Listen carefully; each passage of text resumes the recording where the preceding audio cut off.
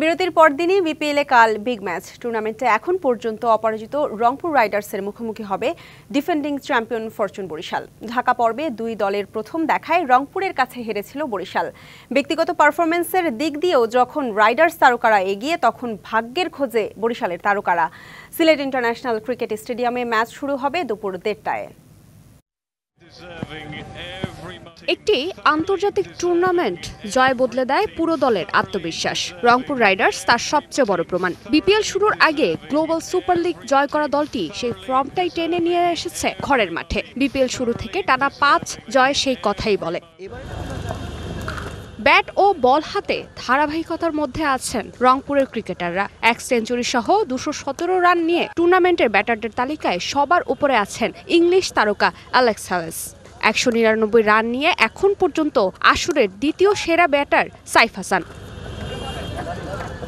ফর্মে আছেন রাইডার্সের বোলাররাও। সর্বোচ্চ উইকেট শিকারীর তালিকায় দ্বিতীয়, তৃতীয় ও চতুর্থ স্থানে রংপুরের দখলে। খুশদিল, নাহিদ রানা, শেখ মেহেদী 3 জন মিলে এখন পর্যন্ত শিকার করেছেন মোট 25 উইকেট, যা কঠিন চ্যালেঞ্জ ছুড়ে দিচ্ছে বাকি দলের ব্যাটারদের জন্য।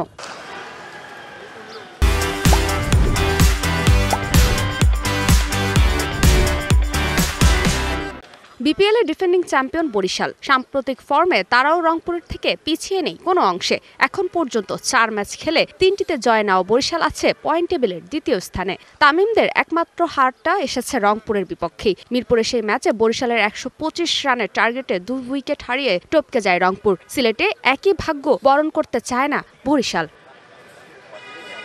যদিও ব্যাট হাতে ধারাবাহিকতা নেই বরিশালের তারকাদের। 121 রান তুলে দলের সেরা স্কোরার তামিম ইকবাল। যদিও 4 ম্যাচে এই ওপেনার একটি মাত্র অর্ধশতক কিছুটা হলেও চিন্তায় ফেলতে পারে ম্যানেজমেন্টকে। তামিম ছাড়া এই 4 ম্যাচে দলের হয়ে শতাধিক রান পেয়েছেন কাইল মায়ার্স। তাই শান্ত হৃদয় রিয়াদ মুশফিকদের পারফর্ম করার চাপটা রয়েই গেছে।